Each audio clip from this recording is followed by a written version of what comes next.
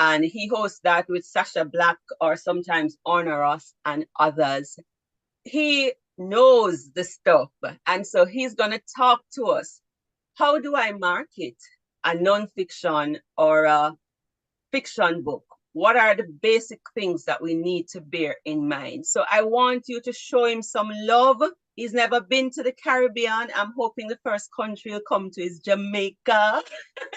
Yes, And indeed. so It's show on my him some list. love. And then I'm going to say, take it away, Michael. Okay, well, thank you, Ruth, and thank you everybody for the kind introduction. It's an honor to be with you. And Ruth, you told me I had about 10 minutes Yes, to just for do the a minor introductory presentation. stuff. Other Okay. stuff will come through the questions.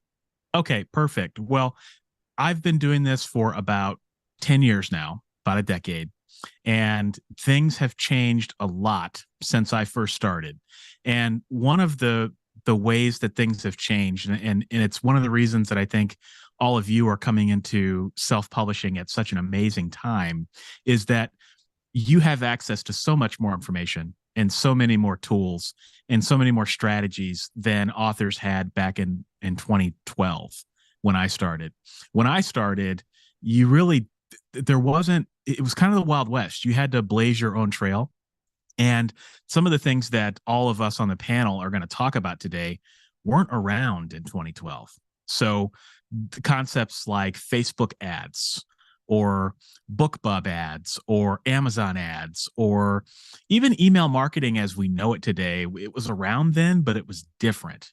And so I think all of you are coming into this in an exciting time because there's never been a better time to be an author. And in many respects, it's never been easier to market your books.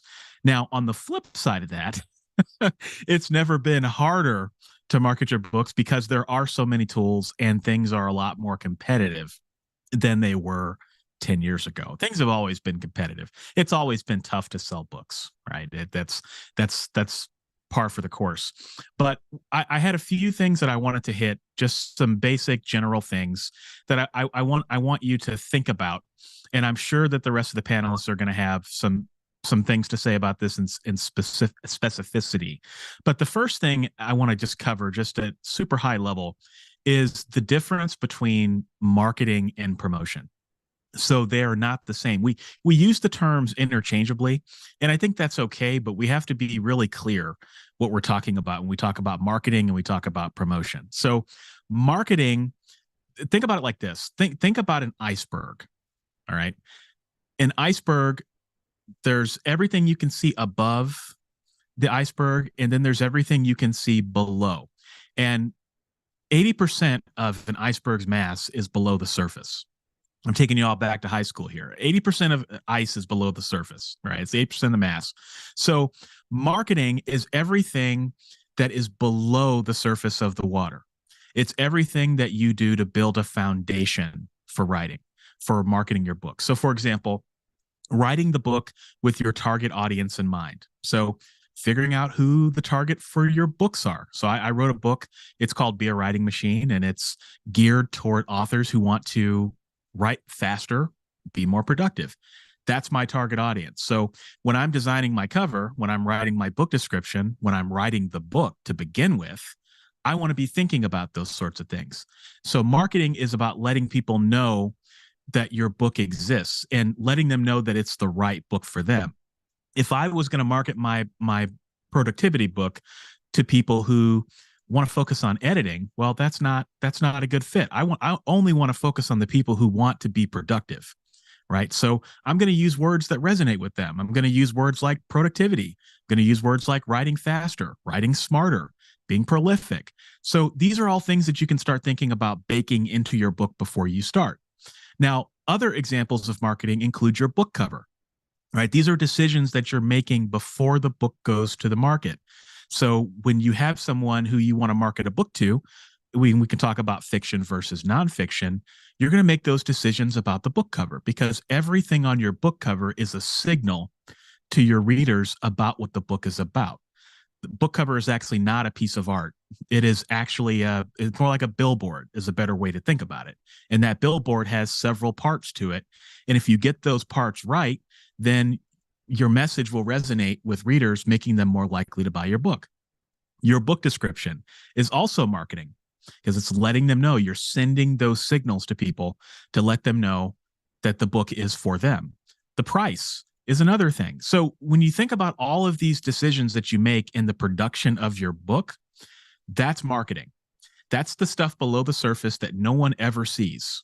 And yet that is the most fundamental part of book marketing and selling books in general. Now, let's go above the water for a minute. There's also everything that's above the water. That is promotion. Promotion is pushing the book out there. It's an active pushing a book out there to let people know that the book exists. And if you did the work with the marketing, all that work under the water to make sure that the books have the right signal, that it's going to the right person, you're using the right words, the right language, you've solved their problems if it's nonfiction, you've intrigued them enough to pick up the novel if it's fiction. That's when people start buying your books, and your promotion will be a lot more effective if you get the marketing right. Okay, so examples of promotion include I'm on this show talking to you all about marketing and promotion. This is promotion for me because I'm getting in front of you. I'm letting you know that I have stuff that's out there. All right. And some of you may be interested and you may go off and check it out and buy it. Running ads is another example of promotion. You're actively going out to people, doing podcast interviews, writing blog posts, anything that involves you pushing a book on readers. And I don't mean that in a negative way, but just you're getting the message out there that the book exists. That is promotion. So to hit this home, because I can't say it enough, marketing is everything you do to make sure that people know that the book is the right book for them. Promotion is everything you do to make sure that you're getting the book out there to those people. All right. So when we think about marketing for fiction versus nonfiction, there are some differences, but the general acts are the same. With nonfiction, you're solving a problem. All right. So I want to help writers learn how to write faster, right?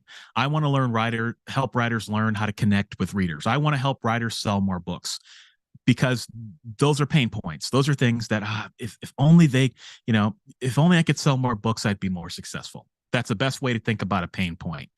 If somebody says, if only before, whatever it is they're suffering with, that's a pain point. And your job as an author, if you write nonfiction, is to solve that pain point, assuming you're not writing memoirs or another style of nonfiction.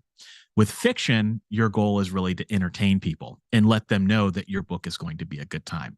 And you do that through your book description. You do that by writing the most compelling book that you can. All right. So really, to me, those are the mindsets that you think about when you're thinking about marketing fiction. So what I would encourage people to think about, and then I'll end my remarks here, Ruth, is look for the quick wins, because there are a million things that you can do as an author. Just a million things.